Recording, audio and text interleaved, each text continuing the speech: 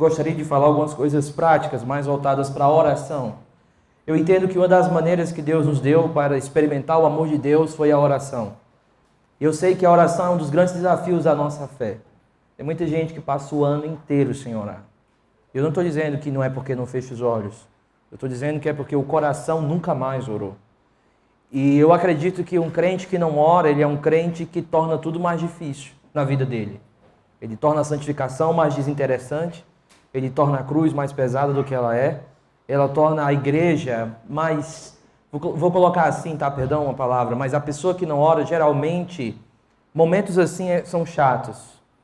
Momentos de oração são chatos, momentos de louvor é até mais legal porque você está ali envolvido com a música, mas não tem uma intimidade com Deus. Eu gostaria de falar da oração. Para isso, nós vamos para a palavra de Deus. Qual é o livro que eu gostaria de focar hoje pela manhã? É bem rápido que eu vou falar, mas é o livro de Lucas. E por que o Lucas, ele foca na oração? Bem, Jesus, ele ora 9 vezes no livro de Lucas. Pra você ter uma ideia, nos 4 evangelhos, todos somados, Jesus ora 11 vezes. Só o evangelho de Lucas registra 9 orações de Jesus. Jesus, além de orar 9 vezes no evangelho de Lucas, ele também dá 5 ensinamentos sobre oração. Então o evangelho de Lucas está constantemente focando na vida de oração de Jesus. E o que é interessante é que Lucas, quando você estuda as 9 vezes que Jesus orou, cada uma dessas vezes tem significado muito importante. Eu gostaria de ver 2 exemplos com vocês, dessas 2 vezes que Jesus ora, e depois eu gostaria de ir para o ensinamento central de Jesus, que é a oração do Pai Nosso. A gente passa rápido, vocês vão anotando aí se vocês quiserem, tá bom? Então vamos começar por Lucas capítulo 3. É a primeira vez que Jesus ora no evangelho de Lucas. Por que isso é significativo? Porque nenhum outro evangelho registra que Jesus orou no dia do seu batismo. Somente o evangelho de Lucas registra que Jesus orou. Quando a gente vai para Lucas 3, 21, nós vamos ler. Então o que é que diz? Quando todo o povo estava sendo batizado, também Jesus o foi. E enquanto ele estava orando do céu, o céu se abriu. E o Espírito Santo desceu sobre ele em forma corpórea como pomba. E então veio do céu uma voz: Tu és o meu filho amado, em ti me agrado. Então, olha a cena. Jesus, todo mundo está sendo batizado. E enquanto as pessoas estão sendo batizadas, Jesus está orando. Marcos não registra isso. Mateus não registra isso. Só Lucas registra que Jesus estava orando. O que significa é que a voz que vem do céu do Pai para Jesus, Tu és o meu filho amado, não é um monólogo do Pai. É, na verdade, uma conversa do Filho com o Pai. E o Pai está respondendo uma oração de Jesus já. E ele está respondendo como? Tu és o meu filho amado. Então a gente escuta o que o Pai fala ao Filho, apesar da gente não saber o que o Filho estava orando ao Pai. Mas o que a gente sabe é que vem uma voz do céu e diz: Tu és o meu filho amado em quem tenho prazer. Se você está anotando, a frase que o Pai fala, ela tem 2 contextos. Tu és o meu filho amado, aparece no Salmo capítulo 2 e aparece também em Isaías 42. Por que isso é importante para você? Vamos aqui uma aula de teologia bem rápida. Todas as vezes que o novo cita o antigo, a melhor maneira que a gente deve fazer é ir para o antigo, saber o contexto das passagens que estão sendo citadas. Lá no Salmo 2 e em Isaías 42 tem 2 contextos. No Salmo 2 fala da coroação do rei. Em Isaías 42 fala do servo sofredor. Nesses 2 contextos a frase Tu és o meu filho amado em quem tenho prazer aparece. O que significa? Que quando Jesus está falando Tu és o meu filho amado em quem tenho prazer, ele está evocando 2 contextos do Antigo Testamento. O do rei glorioso e do servo sofredor. Então quem está olhando ao redor e a igreja que está recebendo o evangelho de Lucas, percebe que ele é o rei, mas ele também é o servo. Ele é o servo e ele é o rei. Só que quando o pai fala isso para o filho, 2 coisas emergem aqui. E eu quero pegar esse ponto para a gente passar para o nosso próximo texto. Preste bastante atenção. Jesus não começa o seu ministério para ganhar o prazer do Pai. Ele já começa o seu ministério sabendo que ele é amado pelo Pai. Então Jesus, aqui é o início do ministério de Jesus. Então Jesus não está indo, vou fazer alguma coisa para, de alguma forma, fazer com que o Pai me ame. Não, ele está dizendo, o que eu estou fazendo já é na base do amor do Pai por mim. O que significa é que a oração de Jesus aqui está lembrando a ele duas coisas: quem ele é e a missão de Jesus. E aqui é uma lição que eu quero tirar de vocês já nesse texto. A oração lembra quem eu sou. Eu sou amado por Deus. Quando você deixa de orar, você vai perdendo aos poucos a tua identidade de filho. Então muitas pessoas estão com problemas de paternidade com o Pai do céu celestial, porque elas não oram e elas estão esquecendo aos poucos a sua identidade de filho. Se você não ora, poucas vezes você vai se sentir amado. É por isso que a oração do Pai Nosso nos Evangelhos sempre começa assim, ó, Pai Nosso. Porque quando eu estou falando Pai, eu estou reconhecendo o quê? Que eu sou filho.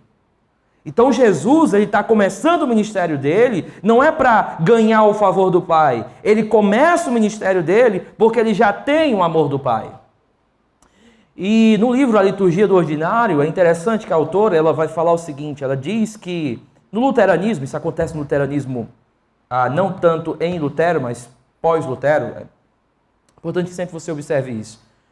O calvinismo não é tanto o calvinismo de Calvino, há sempre uma espécie de desenvolvimento. O luteranismo não é tanto de Lutero, há um desenvolvimento. Mas qual é a importância disso? No luteranismo, e já um pouquinho em Lutero, Lutero fala para os crentes da sua igreja fazerem o sinal da cruz. Isso é um pouco estranho para batista ou para presbiteriano, porque isso remete um pouco ao catolicismo, né? Só que a ideia de Lutero ao fazer o sinal da cruz não é você lembrar da morte de Cristo. O sinal da cruz no luteranismo significa para você lembrar do seu batismo. E Lutero ele ensina aos membros da sua igreja a fazer isso todas as vezes que eles acordassem. Então todas as vezes que eles acordavam, eles faziam o sinal da cruz, por quê? Para lembrar do batismo deles. E qual era a significância disso? É que para Lutero, ao lembrar do seu batismo, você lembra que assim como Jesus ouviu a voz do céu, tu és o meu filho amado, no meu batismo em Cristo, eu também estou reconhecendo que sou amado por Deus. Então Lutero diz assim, quando eu lembro do meu batismo ao sinal da cruz, no início do meu dia, eu estou indo viver o meu dia não para buscar ser amado, mas na certeza que eu sou amado. Então, a significância da oração de Jesus aqui ela é única. Por quê? Porque eu estou lembrando quem eu sou em Deus. Então, às vezes, os cristãos podem viver um sentimento de abandono do Pai, mas muitas vezes o sentimento de abandono é por falta de oração. Então, o que eu aprendo aqui, na primeira oração de Jesus, antes de começar o seu ministério? Que quando ele ora, ele ouve do Pai que ele é amado, e ele desfruta do amor do Pai. A melhor maneira de você desfrutar do amor do Pai é na oração. Olha, deixa eu ser mais direto aqui para você. Se você não ora, está difícil a sua vida espiritual. Você tem que orar. Eu vou orar por religiosidade. Ora, querido, ora por qualquer coisa. Pastor, mas eu estou sem vontade. Tem tanta coisa que eu não tenho vontade. Se eu não tiver vontade, eu não tinha terminado nenhum tipo de graduação na minha vida. Eu garanto você também. E se você estiver terminando algum, você está sem vontade. Ninguém admite, né?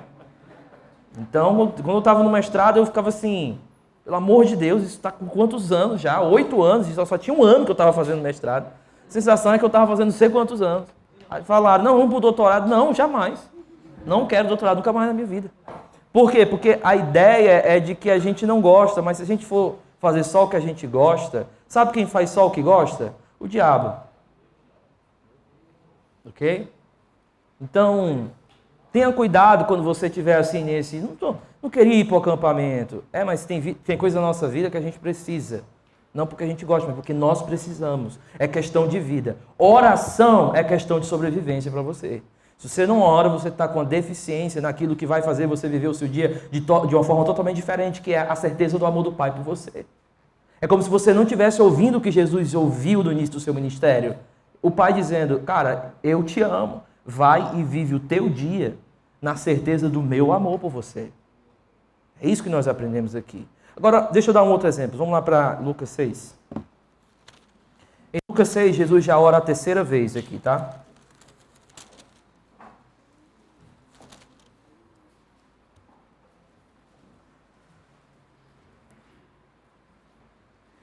Lucas 6, verso 12. Acontece a terceira vez que Jesus orou. São 9.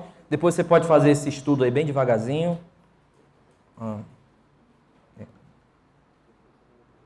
eu vou colocar, eu tenho algumas pregações no Spotify, eu fiz uma... Como é que chama o meu canal? No YouTube é o meu nome, mas no Spotify eu acho que era um blog que eu tinha. Limitudes. Você vai lá e tem pregação minha. No YouTube também tem. Mas eu vou colocar a série de pregações, de estudos bíblicos nas 9 orações de Jesus e também vai ter um PDF para você baixar com os estudos. Tudo lá, tá? Eu descobri que não temos livros sobre a vida de oração de Jesus em Lucas em português. Então isso aí é uma coisa que a gente precisa ver.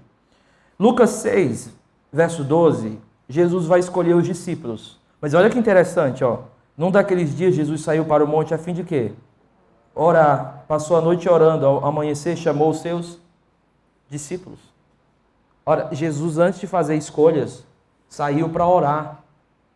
Querido, Jesus.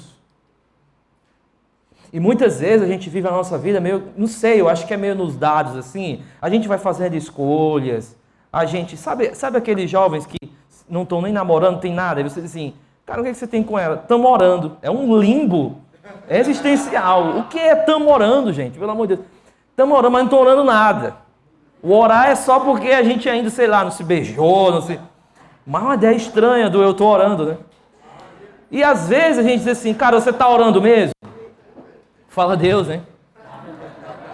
E às vezes você pergunta assim, cara, você está orando mesmo? Você está orando a tal ponto de que se Deus disser assim, não é, você vai dizer, então eu não vou. Ou você está orando só para o Deus que você criou, que vai dizer sim para todos os teus pedidos. Então Jesus, ele ora para fazer escolhas. E muitas vezes a gente esquece disso. Então na sua vida, você precisa voltar a isso e dizer assim, cara, qual a importância da oração na minha vida? É começar o dia bem, ok? Na certeza do amor do Pai, mas eu vou fazer escolhas. E se eu não tiver uma vida de oração, as minhas escolhas vão ser estranhas. As minhas escolhas, elas vão ser meio, sabe, uma coisa assim meio ignorante de quem Deus é. Isso é um outro estudo, mas deixa eu só, em outra oportunidade. Eu sinto que às vezes os jovens estão perdidos, principalmente os jovens estão perdidos, na hora de tomar escolhas na vida deles. E geralmente, alguns fazem assim, eu vou fazer uma escolha, o que eu tenho que fazer? Eu vou fazer uma prova de Deus. Que é extremamente estranho também isso. Aí ele diz assim, se aquele sinal naquela rua tiver verde, é porque é ela. Né?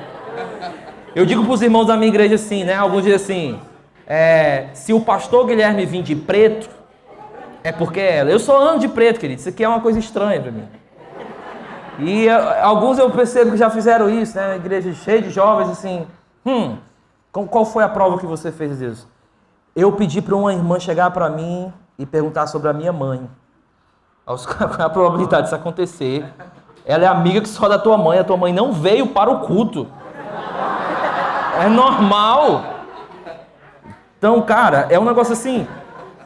Agora, por que isso é estranho? Porque é como se a gente estivesse tentando brincar de esconde-esconde com Deus. É como se Deus tivesse escondido algo importante na minha vida e eu vou lá procurar de alguma forma através do subjetivo. Mas entenda isso, ó. Deus não quer que você descubra algo como Sherlock Holmes. Deus quer te dar sabedoria para você crescer como filho maduro.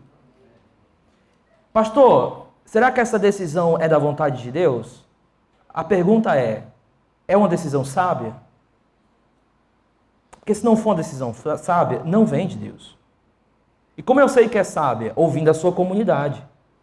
É por isso que lá, eu estou entrando nisso aqui, mas eu vou voltar. É por isso que lá em Cantares, Sulamita, ela fala o seguinte, ele é louvado no meio da comunidade. Por quê?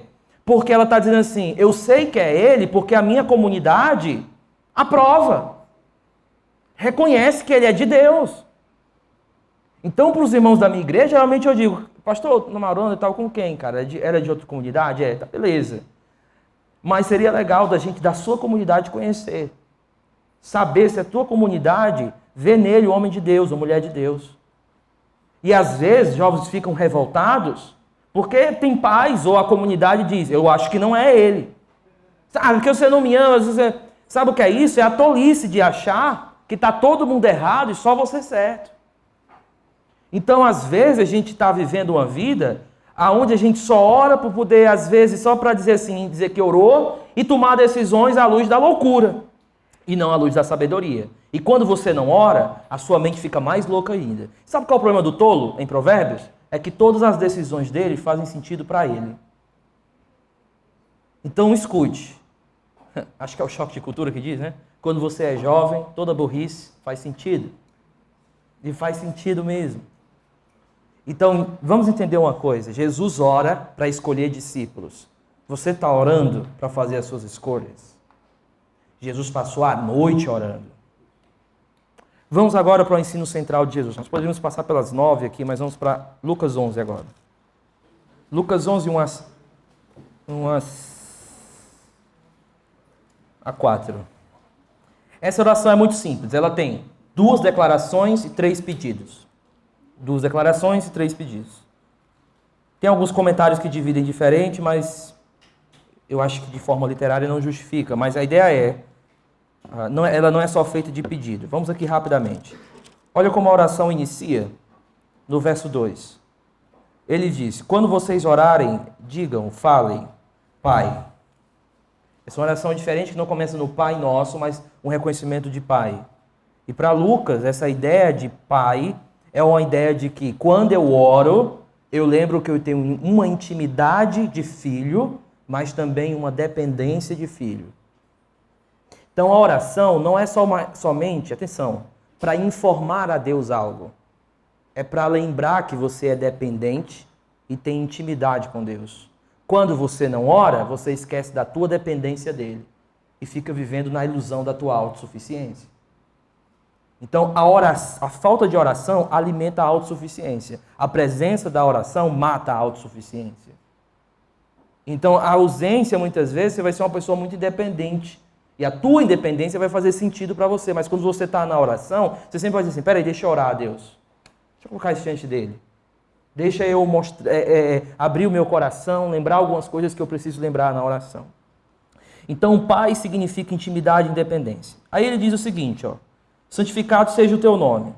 Isso é importante porque há um reconhecimento da grandeza de Deus, beleza. Mas no Antigo Testamento, ele não está dizendo, seja mais santo o teu nome. Essa é uma declaração que significava que as nações reconheçam que tu és santo.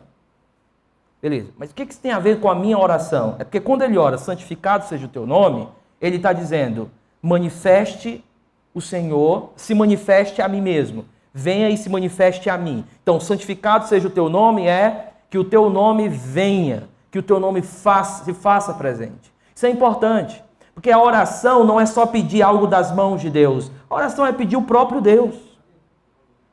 É dizer assim, se manifeste na minha vida, que o teu nome seja santo na minha vida. Então a oração me lembra que a minha maior necessidade é dele. A falta de oração vão colocar outras necessidades no lugar dele. Então perceba que a oração é vital, porque a oração coloca Deus no lugar que ele tem que estar na nossa vida. E sem oração isso vai ficar mais difícil. Vamos para a terceira, eu não posso ir mais. Aí ele diz o seguinte, venha o teu reino. Sabe o que é interessante? É que alguns versículos anteriores, Jesus disse que o reino já está entre eles. Mas como é que eu ver que o reino já está, mas pedir que venha o teu reino? A ideia é, eu quero mais do teu reino. Então, quando eu estou orando, eu estou dizendo, eu já tenho, e eu quero mais do que eu já tenho. Assim, a oração alimenta a minha fome por Deus, a minha fome por mais, a minha fome pela presença dele, pelo reino dele, de ver a obra dele feita. A falta de oração faz totalmente o contrário isso. Por quê? Porque a falta de oração geralmente se justifica porque outras coisas têm ganhado o lugar no meu coração. O John Piper ele diz o seguinte, que o maior desafio para o crente não é o veneno, mas a torta de maçã. Por quê? Porque a gente sabe rejeitar coisas más assim de uma vez. Mas tem muitas coisas que estão tomando o nosso lugar da oração que são coisas boas em si, não más em si. E a oração me faz calibrar isso e entender, eu quero mais do reino. Eu tenho várias necessidades, muitas malucas. Mas, quando eu oro, o reino ganha sua prioridade. Vamos para frente. Aí ele diz, dá-nos, cada dia, essa tradução é extremamente difícil. Vou dar aqui uma... Eu vou fazer uma tradução atualizada minha. Eu não sou seu pastor, não confie em mim, mas a ideia aqui é me dar todos os alimentos que eu necessito. A ideia de pão cotidiano aqui não seria a tradução apropriada, porque é uma expressão idiomática para dizer assim, me dá o que eu necessito. E o que a oração vai me lembrar? A oração me lembra que Deus ele se importa com os mínimos detalhes da minha vida. Então a oração me lembra de que Deus, ele não é o Deus só da grandeza, mas o Deus também que está olhando para o meu atraso. Deus está olhando para a lágrima que caiu enquanto eu estou cortando cebola. Porque ele é o Deus dos mínimos detalhes. Agora, eu quero que você não se perda. Olha. Quando Jesus diz assim, não andeis ansiosos por coisa alguma, você já viu que aquele texto em Mateus 6 diz assim, o que haveis de comer ou de beber? Sabe qual é a preocupação daquele povo? Não é se vai ter o que comer, mas é o que eles vão comer. Presta atenção à diferença. Muitas vezes nós estamos preocupados, não é se vai ter alimento, mas qual é a marca de roupa que a gente vai usar.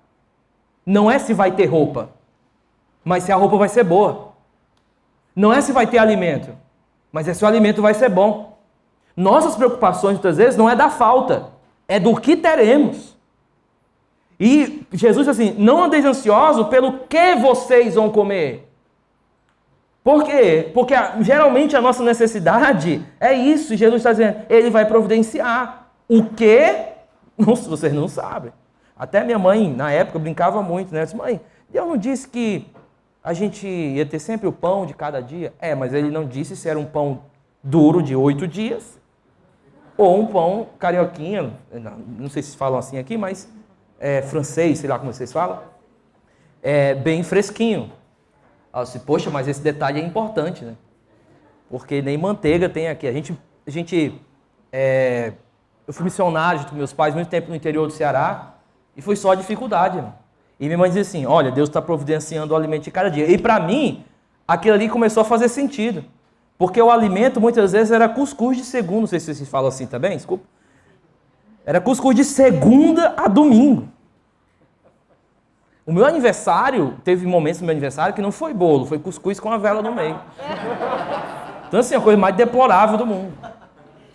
E galinha eu cansei de comer. Frango todo o tempo.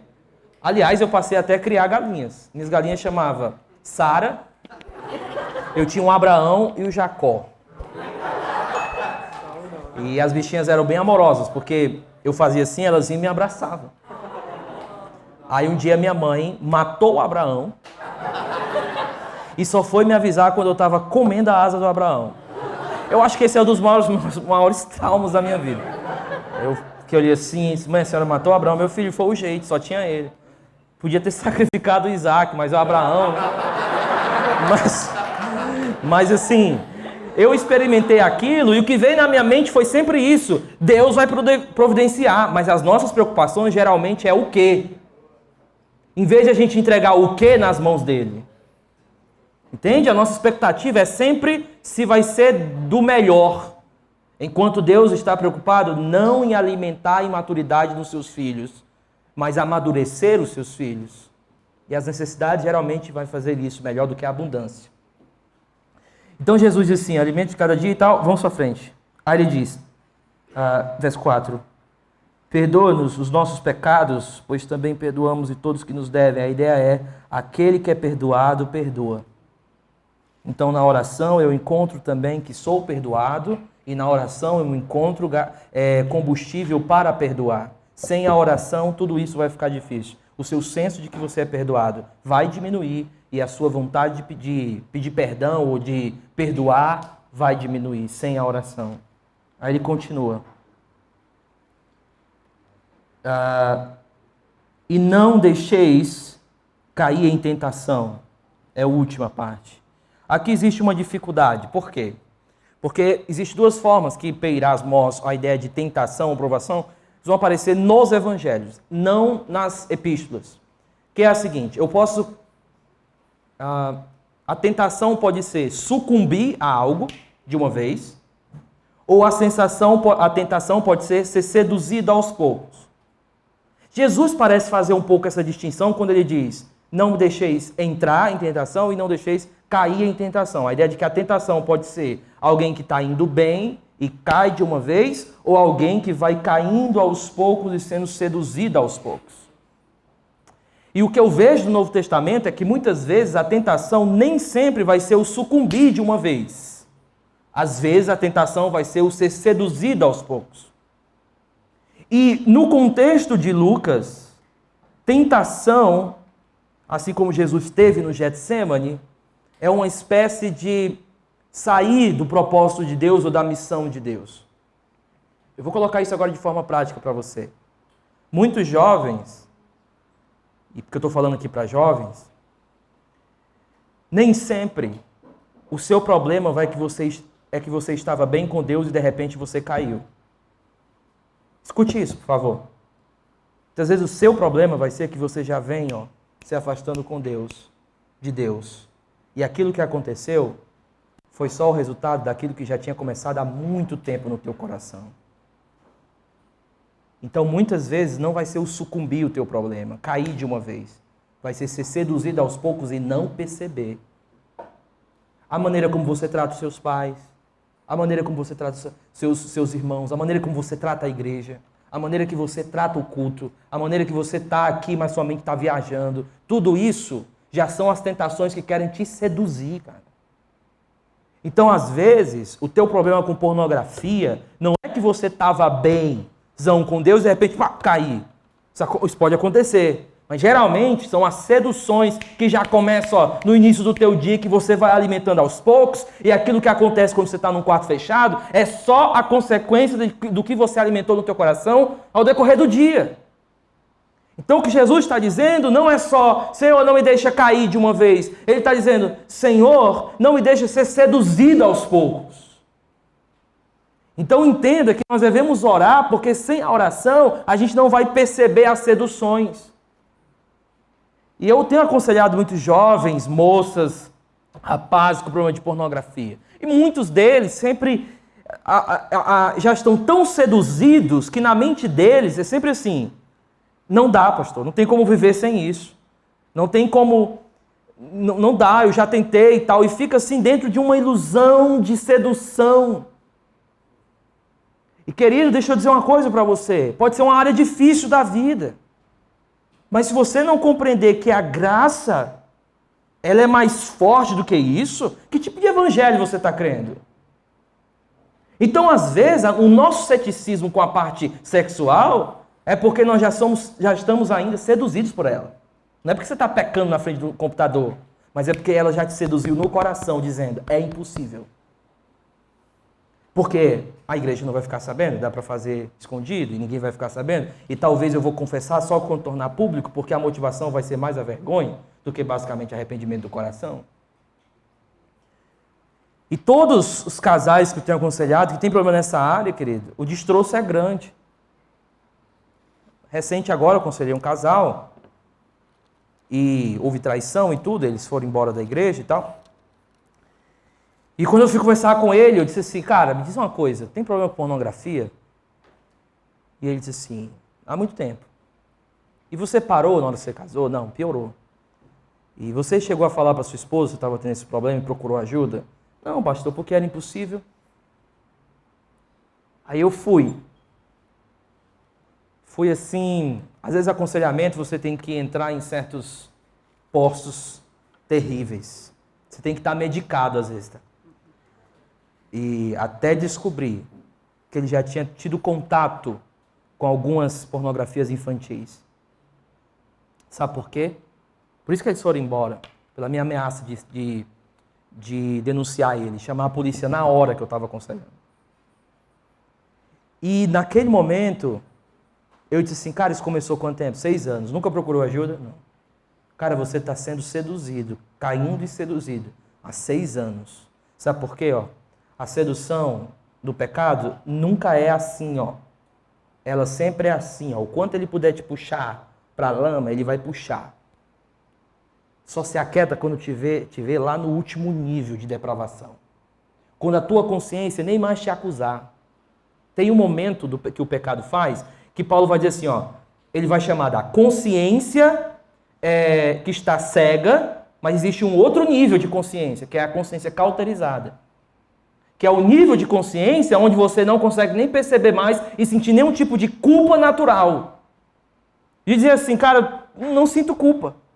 Por quê? Porque a tua consciência já cauterizou. Então a sedução da tentação é te levar a um nível tal que quando alguém fala com você, você não se sente nem mais aquela culpa que até um cara que não é crente sente, porque a tua consciência já foi cauterizada. Sem oração, você não vai saber lidar com isso. Eu não estou falando só para os homens aqui não, tá? Pornografia, estou falando para as mulheres também. E isso vai criando uma ilusão do que é o sexo, isso vai criando uma ilusão do que é um relacionamento casado, isso vai criando uma coisa, quando chega no casamento, que a gente vai aconselhar, todos esperavam uma coisa, não é.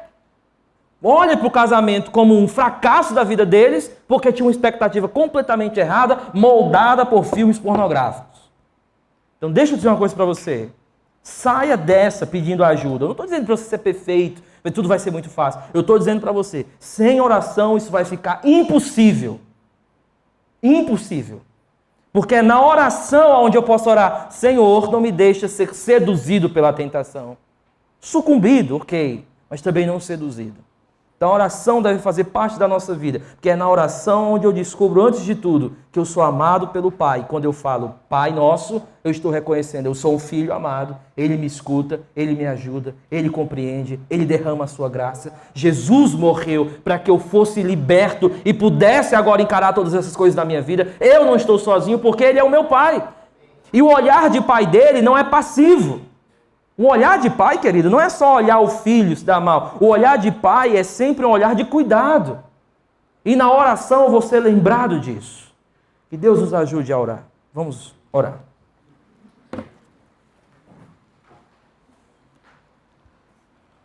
Senhor, muito obrigado, porque aqui nós estamos falando contigo em Cristo Jesus. É por graça do que Cristo fez pelos nossos pecados, passado, presente e futuro da nossa vida. Somos gratos a Ti porque fomos comprados por um alto preço. Não porque nós merecemos e não porque nós paramos de pecar, mas por conta que o Senhor derramou graça sobre graça. Nós Te agradecemos pelo presente que o Senhor nos deu, chamado oração. Quantas vezes, Senhor, foi o único lugar de paz que nós já encontramos. Quando nós nos achegamos diante de Ti, com uma simples palavra, iniciamos dizendo, Pai. E isso já nos lembra que somos Teus filhos, que somos amados por Ti, que estamos sendo cuidados por Ti, que o Senhor não somente nos tolera, o Senhor nos ama também. E o Teu amor é de Pai. E o Pai sabe do que nós precisamos. Muito obrigado, Senhor, porque na oração nos encontramos com as nossas fraquezas, mas nos encontramos também com o Teu poder. E aprendemos que sem Ti não dá. Que a vida autossuficiente é horrível, de que viver sozinho é terrível, mas de que ao Teu lado vale a pena, Senhor, viver. Muito obrigado por esse momento agora que o Senhor nos deu essa manhã. Muito obrigado por aquilo que o Senhor nos lembrou aqui nessa manhã. Nos ajuda porque nós precisamos de Ti, Senhor. Em nome de Jesus. Amém.